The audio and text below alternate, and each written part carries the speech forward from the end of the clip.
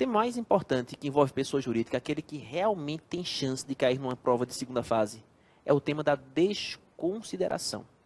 É muito importante você estar a par do significado prático da desconsideração da pessoa jurídica. Apenas uma observação importante. A gente sabe que o patrimônio da pessoa jurídica não se confunde com o dos seus integrantes. Que uma coisa é o patrimônio da empresa, outra coisa é o patrimônio particular do empresário. Esses patrimônios eles não se misturam, não se confundem. Tanto é verdade que se a empresa decretar falência, os bens que serão levados à asta pública são os bens da empresa, os bens da pessoa jurídica, e não os bens particulares dos sócios. Entretanto, excepcionalmente, é possível que os sócios também sejam chamados a responder. Que os sócios possam ter seus bens particulares penhorados em eventuais execuções propostas contra a pessoa jurídica. E é basicamente essa a ideia de desconsideração. A desconsideração surgiu da necessidade de se responsabilizar os sócios com seus bens particulares pelas dívidas contraídas no nome da pessoa jurídica. De certa maneira, como é que se pode conceituar desconsideração? O que é desconsideração? Simples.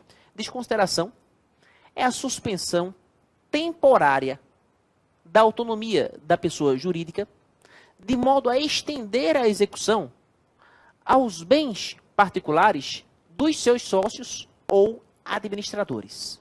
É isso. É a suspensão temporária da autonomia da pessoa jurídica, de modo a estender a execução aos bens particulares dos seus sócios ou administradores. E o que é que leva o judiciário brasileiro a decretar a desconsideração? Joga na tela. De acordo com o artigo 50 do Código Civil, que trata do assunto, a desconsideração acontece toda vez que ficar evidenciado o abuso da personalidade jurídica. Abuso da personalidade jurídica, abuso este que se revela em duas hipóteses principais. Primeira delas,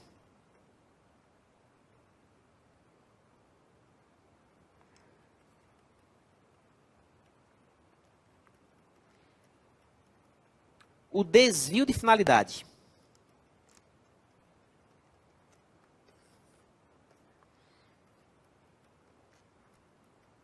A segunda,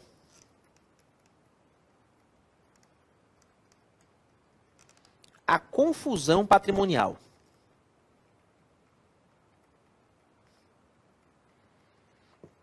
Portanto, uma vez evidenciado o abuso de personalidade, seja pela modalidade desvio de finalidade, seja pela modalidade confusão patrimonial, teremos fundamentação suficiente para pleitear a desconsideração da personalidade jurídica, fazendo com que os sócios, com que os administradores possam ser responsabilizados com seus bens particulares. Então, observa aqui.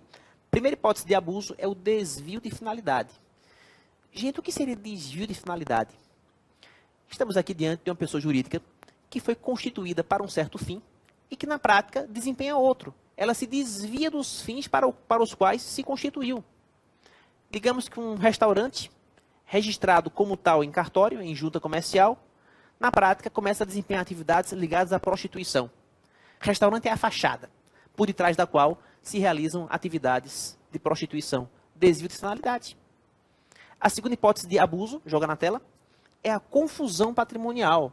O que seria confusão patrimonial? Mistura irregular de patrimônios, quando os patrimônios são misturados de maneira irregular.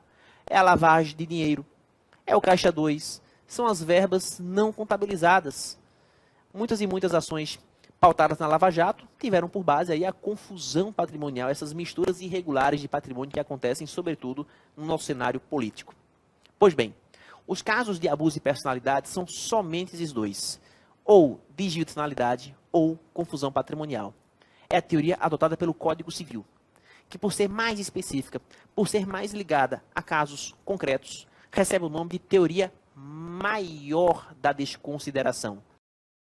Do incidente de desconsideração da personalidade jurídica, né? Eu falei para vocês que o Código de 2015 ele estabeleceu novidades, né, figuras que não haviam, que não existiam como modalidade de intervenção de terceiros e que passaram a ser elencadas, passaram a ser incluídas como modalidade de intervenção de terceiro.